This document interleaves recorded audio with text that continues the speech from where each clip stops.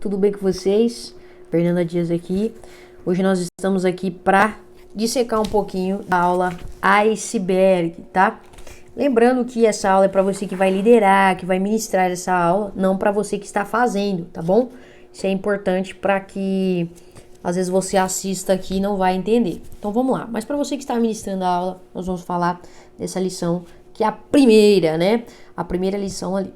Bom, uma coisa muito importante, a gente já começa, eu vou falar mais dos slides do que do conteúdo que está na apostila, mas é importante que você leia o conteúdo que está na apostila, tanto na apostila do aluno, como na apostila do líder, tá? Eu sempre vou usar isso aqui, e aí eu vou comentar um pouco para vocês de como usar isso aqui também. Primeira coisa, olhar essa imagem, pedir para que todos olhem essa imagem. Bom, gente, hoje a nossa lição é sobre o iceberg, nós vamos falar um pouco sobre ela e tal, e mostrar um pouco essa imagem de forma rapidinha, né? Primeira coisa que eu gosto de pedir é para que alguém comente o que aprendeu já com essa lição. Então, como é a primeira lição, depende da turma, o pessoal fala mais, fala menos, né? A gente deixa uma, duas, no máximo 3 pessoas falar o que aprendeu na lição, porque normalmente as pessoas aprendem a mesma coisa. Então, se eu pergunto, uma primeira pessoa fala e eu pergunto, olha, alguém tem algo diferente que aprendeu? Eu sempre incentivo as pessoas que vão falar outra coisa. Porque se eu falar assim, alguém mais? E aí a pessoa fala a mesma coisa. Então isso não agrega. Eu sempre tento trazer coisas que agregam. Nem sempre as pessoas entendem o recado, mas é importante. O que a gente fala é importante. Então você incentivar. Alguém tem algo diferente, né? Alguém teve uma outra perspectiva para compartilhar com a gente? Falar isso é importante para eles entenderem que a gente não quer ser repetitivo. A gente não quer só ouvi-los. A gente quer ouvi-los para agregar a todos. Então isso aí é importante. Não que a gente vá acalá-los, né? Mas sempre deixo essa dica aqui, tá? E aí eles comentam rapidinho. O que eu sempre faço, dissecar, ou seja, analisar, entender, compreender o princípio da lição passo a passo. Então vamos lá. Eu leio com eles e vou explicando. Então vou dar o exemplo aqui para vocês. O que é o princípio da nossa lição iceberg? O iceberg representa a nossa liderança, ou seja, é uma figura de linguagem. Os 10% que se encontram acima da água, eles representam a nossa habilidade de liderar. Ou seja, aquilo que fica para fora da água representa habilidade. Os 90% que ficam debaixo da água são o seu caráter, o nosso caráter. E qual é a grande questão? Que é a porção que se acha sob a superfície, a porção que fica embaixo da água, ou seja, o nosso caráter, que faz o barco afundar. Então esse princípio traz duas analogias na mesma coisa. Primeiro ele vai dizer para nós que o iceberg representa a nossa liderança, mas vai dizer também que nós somos um barco, nós somos, entre aspas, o Titanic, né? Porque nós afundamos quando o nosso caráter não está bem. Então ele vai fazer essas duas analogias. E aí eu vou explicando para as pessoas, né, que a habilidade, ela tem o seu valor, ela tem a sua importância, mas se não tiver caráter, não vai funcionar. Então a gente faz essa explicação rápida só para eles entenderem, ok? E aí a gente continua. O iceberg é uma ótima figura da liderança. Por quê? Porque boa parte da influência que exercemos provém de qualidades que não conseguimos enxergar, ou seja, de características que se encontram abaixo da superfície. Então, por que o iceberg é essa figura que vai representar essa liderança para nós? Porque boa parte das qualidades a gente não consegue enxergar, elas estão por baixo. Você não consegue ver só de uma certa distância. Você precisa estar em contato para que você enxergue, tá? Então, eu gosto de trazer essa explicação aqui também. Se você não quiser, não precisa, tá?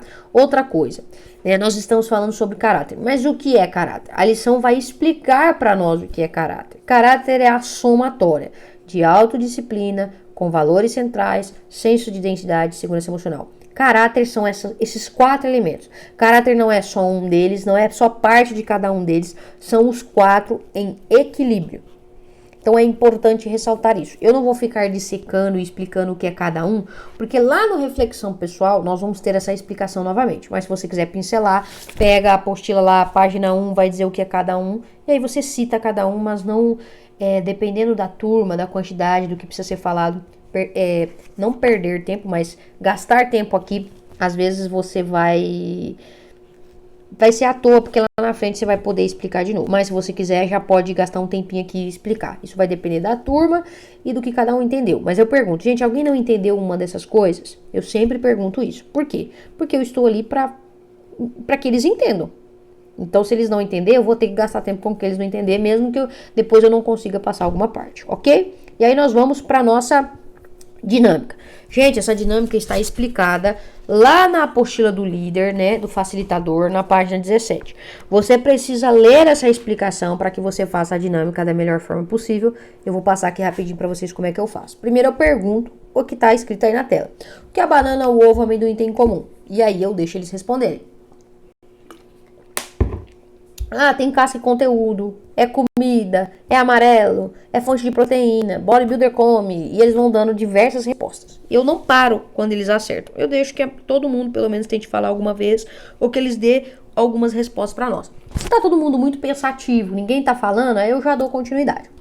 Mas se eles estão gostando ali de tentar acertar, porque às vezes a pessoa, ela vê a lição e ela fala, pô, casca e conteúdo. E aí ela fala isso, e aí você fala, nossa, é isso mesmo, e para. Não, deixa todo mundo... Eu gosto de conhecer as pessoas. Toda pergunta, mesmo se a pessoa cumpriu o objetivo, já, entre aspas, né, acertou a resposta, eu continuo às vezes deixando as pessoas responderem para que eu conheça elas. Então essa é uma dica para você conhecer como elas aprendem, como elas pensam, você só vai conhecer deixando que elas respondam as perguntas, tá? Mas aí, sem muita demora, vocês mais ou menos sabem quanto tempo precisa demorar a lição, então não perca muito tempo, já dê continuidade. Então, né, o que é? Casca e conteúdo. Então, nós vamos fazer uma dinâmica agora, aonde vocês vão fazer uma lista de coisas que tem parte externa e interna, casca e conteúdo, tá? Quem conseguir listar mais itens que sejam coerentes, vai ganhar um presentinho. Então, às vezes a gente dá um chocolate, alguma coisa. E aí eu explico, gente, tem que ter casca e conteúdo. Garrafa de água, tem casca e conteúdo? Sim, porque eu consigo separar a água da garrafa. Televisão, tem casca e conteúdo?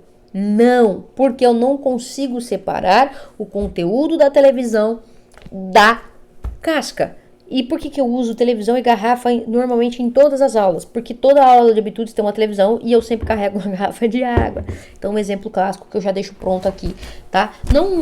Como você dá aula para pessoas diferentes, não precisa ficar inovando tanto nos exemplos, tá? Claro que mais pra frente você vai precisar de novos exemplos, mas pegue exemplos que são bons e utilize eles. Se você tem algum outro exemplo que também pode dar, dá, mas só pra você entender, tá bom? E aí nós deixamos eles responderem, normalmente eu dou 1 minuto, no máximo 1 minuto e meio, mas 1 minuto dá, eles respondem. A gente avalia as respostas de todo mundo, né? E aí a gente vê de forma coerente quem respondeu mais e ganha um chocolate. E aí a gente vai para a explicação. Gente, por que dessa dinâmica?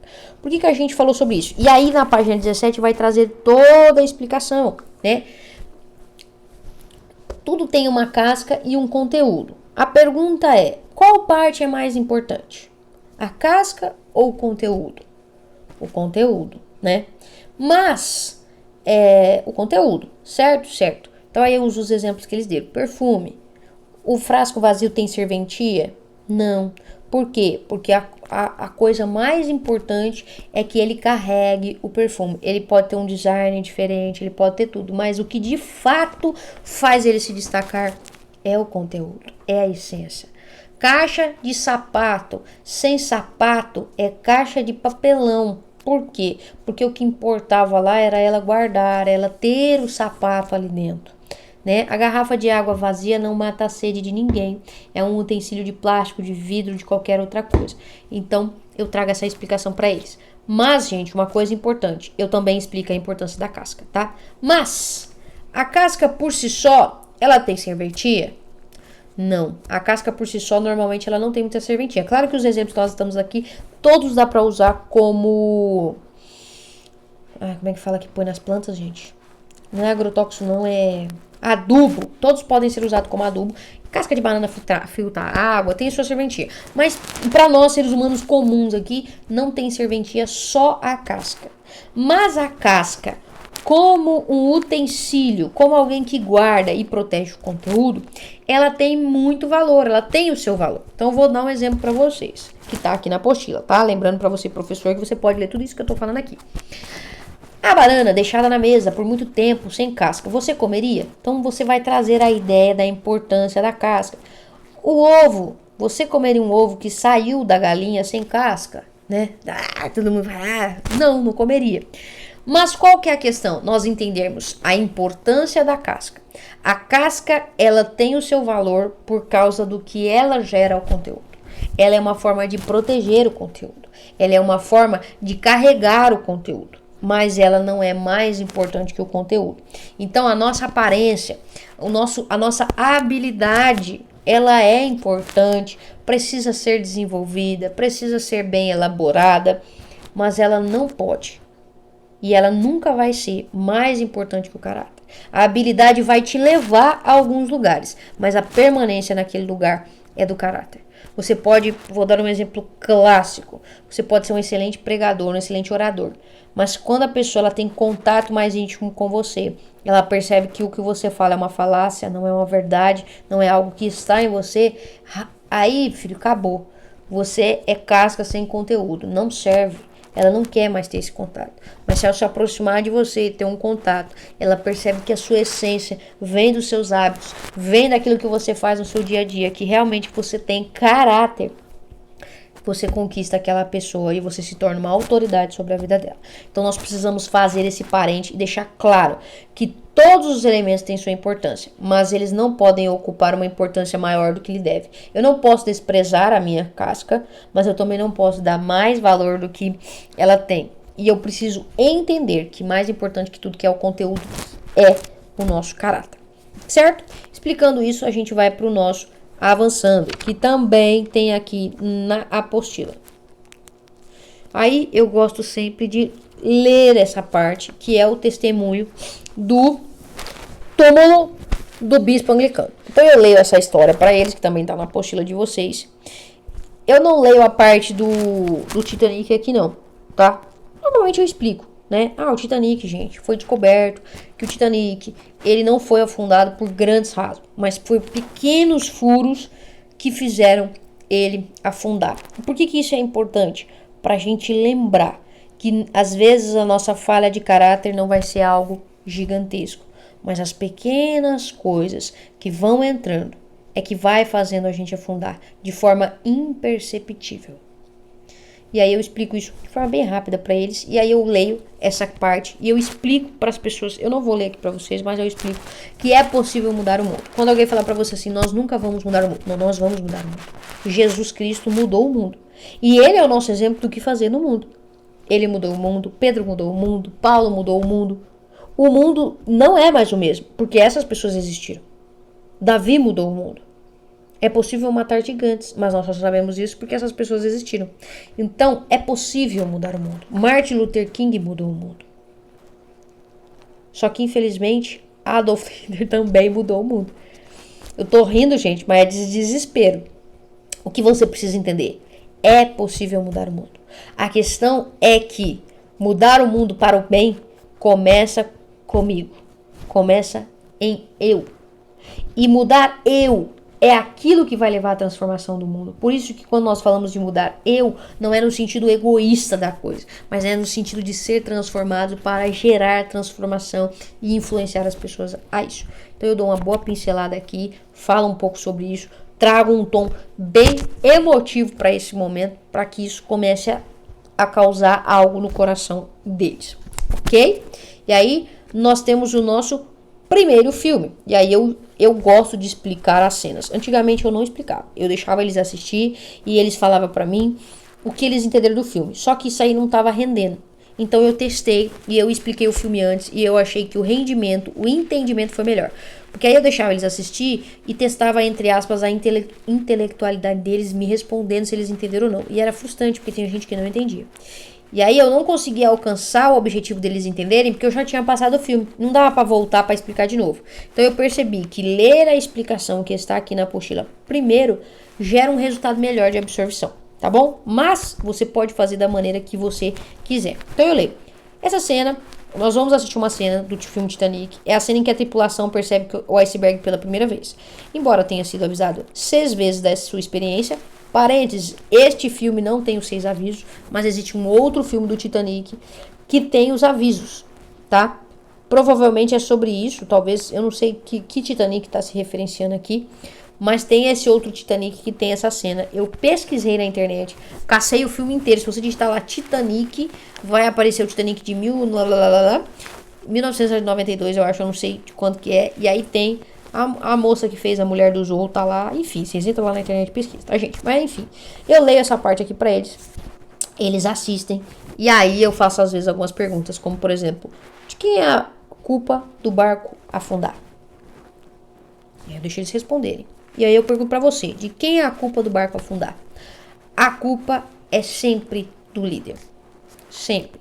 Ou ele não treinou as pessoas direito, ou ele não corrigiu na hora que precisava ser corrigida. Alguma coisa ele fez de errado. A culpa é dele. Se ele não fez nada de errado, a culpa é dele. Porque apesar dele não ter feito nada de errado, alguém que estava sob o comando dele fez. Então isso é importante para você entender que você é líder da sua vida.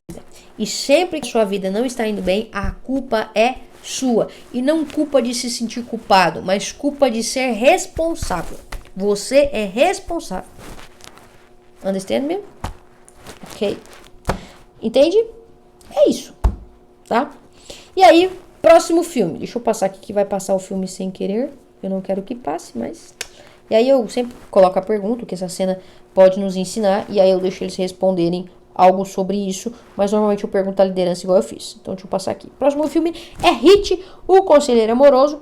Que tem a cena onde ele vai usar a metáfora do iceberg. Então nessa cena ele explica a importância de um iceberg. E como este conceito pode tornar o cliente dele, né, que é o Kelvin, mais atraente. E o Hit revela que com frequência o que está embaixo da superfície é mais importante do que está visível. Então ele tem um cliente que é gordinho, e aí tem toda uma piada, é muito legal pro pessoal rir, mas também para gravar, de que...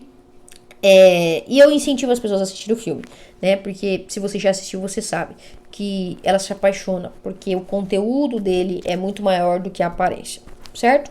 Por último, não menos importante, temos Batman. Cadê Batman? Batman. Pra mim, Batman Agora seja é muito simples, bom. como nós treinamos. Deixa eu passar aqui, Você vai só gente. deixar... Passa. Senão vai dar direitos autorais. Ok. Vamos. Certo. Por último, não menos importante, temos Batman Begins. Se você não assistiu, eu indico que você assista. Essa cena aqui, mais do que as outras, ela precisa ser explicada. Porque o filme foi traduzido e aí fica horrível de entender o que ele quer dizer. Então eu leio. Nessa cena, Bruce, que é o Batman sem máscara, né, e Rachel encontram-se num hotel. E Bruce tenta convencer Rachel de que ele ainda é uma boa pessoa. Rachel declara que o mais importante é agir de acordo com o que está verdadeiramente dentro de nós e não é quem dizemos que somos, mas o que fazemos que nos define. E aí eu explico que essa cena pode parecer contraditório, afinal de contas, não é o que nós somos é parte do nosso caráter. Né? E aí vai parecer que ela está se contradizendo, mas o que ela quer dizer é o seguinte: não importa o que eu acho que eu sou, quando as coisas que eu faço é que de fato mostram o que eu sou. Então eu posso falar para todo mundo que eu sou bom, educado, gentil, se eu não for isso, cara, não adianta. Então não é o que eu acho que eu sou, mas o que eu faço de fato. E é muito interessante porque tem uma paródia do filme, e esse filme eu explico isso, que o filme do Batman ele tem a paródia de que o Batman, quando ele está com a máscara, né, quando o Bruce é o Batman, ele é ele de verdade. E quando ele é Bruce Banner, que é quem supostamente ele se disfarça. Então ele finge ser um mulherengo, um gastador, uma pessoa luxuosa, para que ninguém descubra que quando ele coloca a máscara, ele é aquele homem altruísta que ajuda a cidade, que pensa nos outros.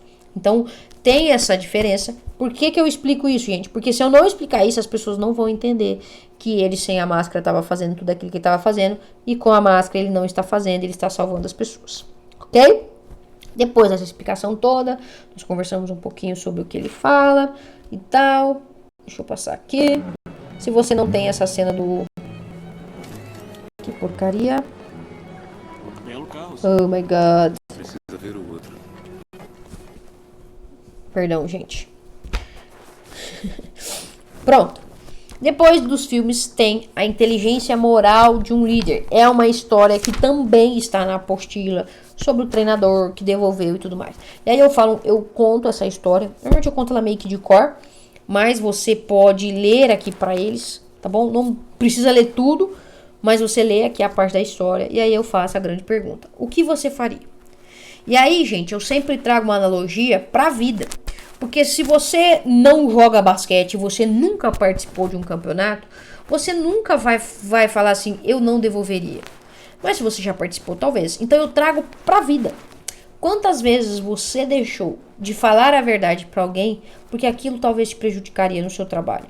Não, chefe, eu realmente não fiz, eu fiquei conversando, mas você me perdoa, eu vou me dedicar agora, eu estou errado. Quantas vezes a gente falou coisinhas, a gente deixou de fazer aquilo pela consequência que não ia trazer? Então eu sempre trago a analogia pra nossa vivência, porque eu nunca joguei um campeonato. Eu não sei o que é devolver um troféu. Eu não sei nem o que eu quero ganhar. Então eu sempre trago analogias da vida, da minha vida, da vida deles, para que eles entendam, para que eles possam compreender o que está em jogo e qual é a inteligência moral. Tá bom? Então você vai precisar fazer isso. Fernanda, não sei fazer. Estuda aí, treina, me pergunta, dá um jeito aí, cara, pra você aprender a fazer essas analogias da vida real, tá bom? Ou, se você realmente não conseguir, pergunte se alguém conseguiria trazer isso pra vida real, fazer uma analogia e compartilhar com a turma, tá? Quando eu não sei fazer alguma coisa, eu sempre tento estimular a turma, porque às vezes tem alguém que consegue fazer, tá? Não tenha medo, não tenha vergonha de não saber, tá? Mas tenha medo e vergonha de não tentar. Uma foto que ilustra bem como muitas vezes nós confundimos as coisas. Nós olhamos algo por fora, né? Mas quem quer um monte de broto verde eu não sei como é que chama isso, né? Da cenoura. Ninguém quer essa parte. Você vai cortar ela. Então por que você está valorizando tanto ela? Nós precisamos valorizar de fato a essência. E aí, às vezes eu só comento ou eu só mostro a imagem. Depende da turma do humor. Depende de várias coisas. Mas aí, a imagem. E aí, pergunta para eles responder. Minha cara vai ficar no meio da pergunta. Se alguém que você respeita o alertasse sobre um determinado hábito ou comportamento seu que pode ser prejudicial, você mudaria a maneira como está vivendo? Por quê? Eu deixo eles responder, a gente começa um debate bem legal e aí eu sempre trago uma questão e eu vou dar ela para vocês para que vocês possam usar. Muitos médicos, muitos nutricionistas, muitos atletas já falaram que refrigerante faz mal. Eu não sei você, mas eu, apesar de saber que essas pessoas, elas são de confiança, elas têm o meu respeito, mas mesmo assim eu não mudo o meu comportamento, né? Por quê? Bom, porque muitas vezes, se a gente não entender com profundidade o mal que aquilo faz, a gente não muda. Tem gente que entendeu e parou.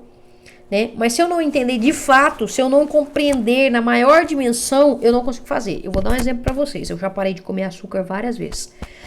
O meu TDAH, a minha distração, ela melhora muito. A minha capacidade intelectual melhora muito. A minha capacidade de concentração e memorização melhora muito. O meu bem-estar físico melhora muito. O meu desempenho na academia melhora muito. Eu ainda como açúcar. Por quê? Porque eu ainda não consegui. Porque há um desejo, há uma satisfação dentro de mim que às vezes ainda me leva a fazer isso. Eu estou parando e cada vez comendo menos, cada vez dependendo menos, cada vez me desviciando menos. Por quê? Porque 3 vezes no ano eu faço jejum de açúcar. Porque se eu fizer regime, eu não paro de comer.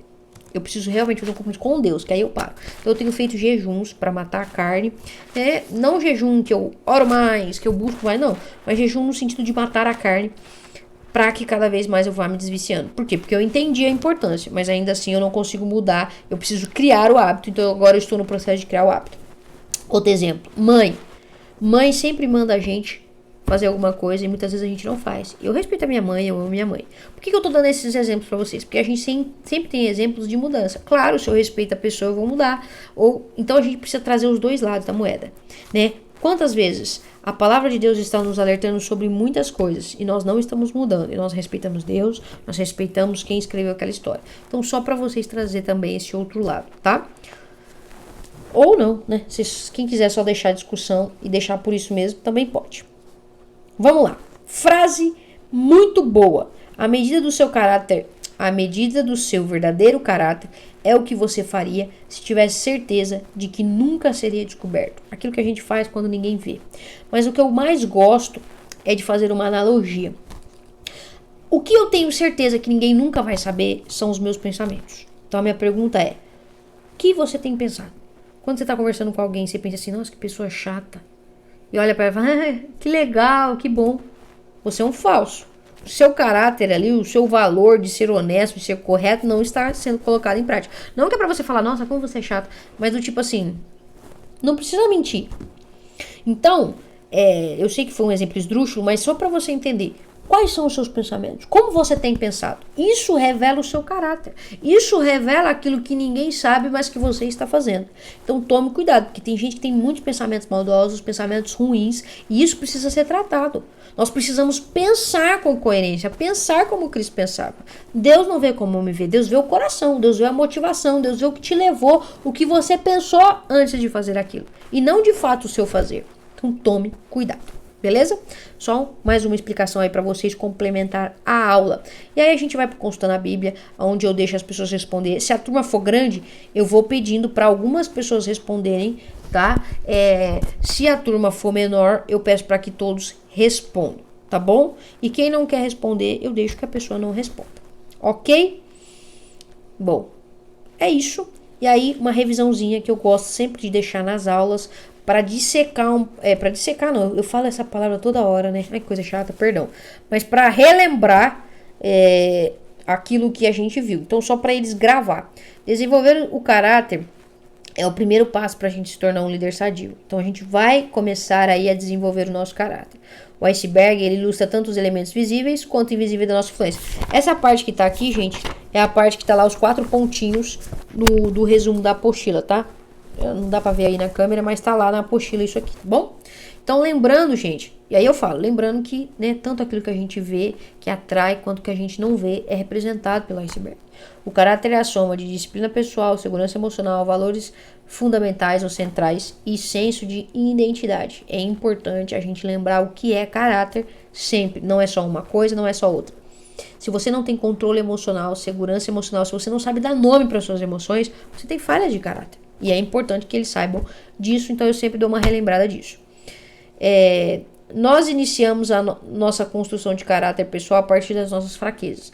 Então, gente, qual foi no Reflexão Pessoal a sua menor nota? Maioria das vezes é questão emocional, ou identidade ou segurança emocional.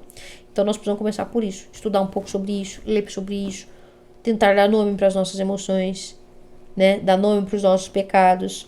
Eu senti vaidade, eu senti inveja, eu senti soberba, eu olhei aquilo, eu achei ruim, eu fiquei magoado, eu criei expectativa, eu estou frustrada. A gente precisa começar a ensinar eles a dar nome para as coisas, tá bom? Se você não sabe, estude. Não tem problema não saber, o problema é saber que não sabe e continuar sem se esforçar para aprender, tá bom? E é isso, nossa próxima lição é o padeiro faminto, onde nós não vamos aprender a deixar de ser padeiro, nós vamos aprender a deixar de ser faminto. Pessoal, energia baixa hoje, mas qualquer coisa eu gravo de novo pra vocês, mas só pra vocês terem um pouco de ideia, tá? Eu vou confessar aqui no final do vídeo, eu não estudei a lição ainda, por isso que eu só falei dos slides, tá? Porque eu ainda não tive tempo e eu tô bem cansada hoje.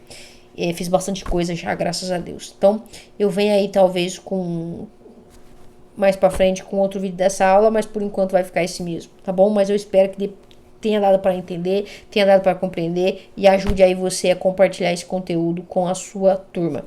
Deus abençoe e até a próxima. Tchau, tchau.